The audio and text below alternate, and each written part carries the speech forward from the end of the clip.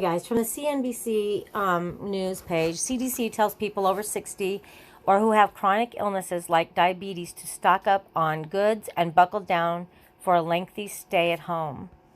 The CDC is expanding its guidance for people at extreme risk of serious illnesses, like those over 60 or with underlying health conditions. Now, I just heard a little bit ago that they were saying now people over 50. So, those over the age of 60 should start stocking up on enough groceries and medications to have on hand, the CDC said. Those at the greatest risk of serious illnesses should stay home as much as possible if COVID-19 comes to the community, which is everybody pretty much.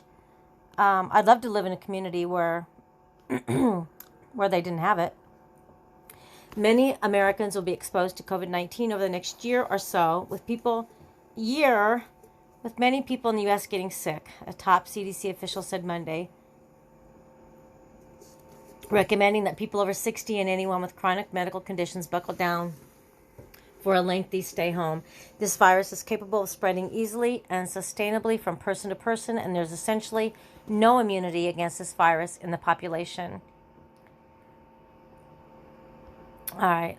It's fair to say that as the trajectory of the outbreak continues, many people in the United States will at some point in time, either this year or next, be exposed to the virus, and there's a good chance many will become sick.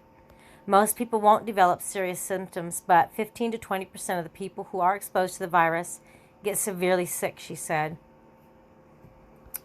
I know you're not supposed to panic, but it's hard not to. And you can't, because you can't. Panic won't change anything. It'll just make you worse.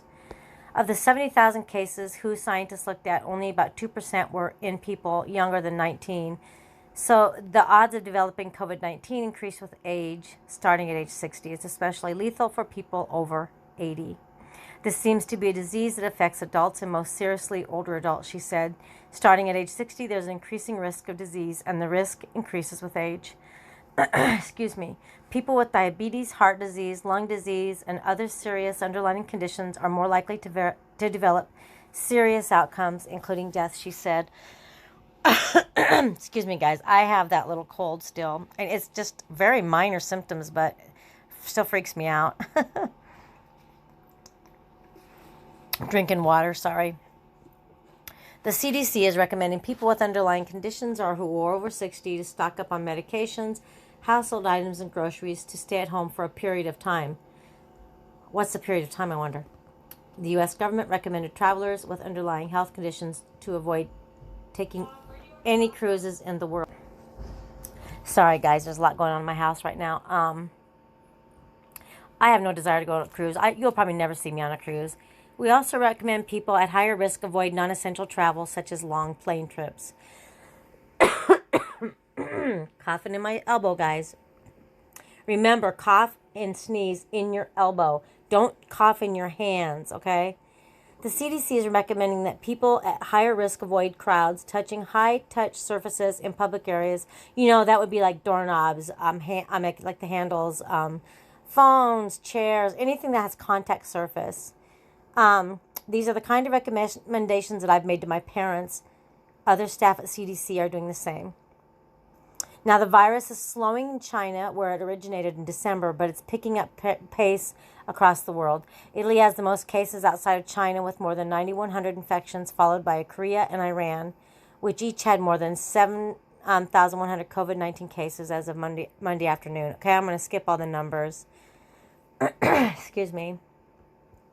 Let's see. Okay, they're talking about different states. It said the virus has now spread to more than 30 states across the United States. I'm predicting it'll be all 50 states, I'm sure. But like with any flu virus, during an outbreak with a new virus, there's a lot of uncertainty. Our guidelines and recommendations are likely to be interim and subject to change as we learn more. In South Korea, no one under the age of 30 has died. In Japan, no one under 50 has died. Interesting. Okay, well, that's it. I would just say, I know that you've heard it and you're listening, but wash your hands, soap and water, at least 20 seconds. I say 30. If you don't have soap and water, use the the gel, the hand sanitizer, 20 seconds, let it dry completely. Please, please, please teach your children to cough in your sleeve. Try to eat healthy, get your immunity up.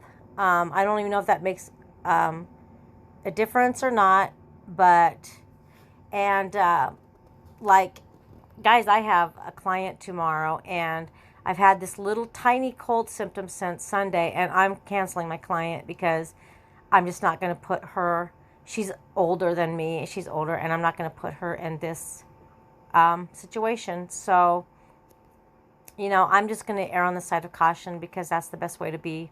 So you guys be careful out there, be safe, say your prayers. Prayer changes things. And I know it's easy to say not to panic because I get myself kind of worked up and then I get calm. But for the most part, I'm calm because panic doesn't change anything. Worry is only going to make you more.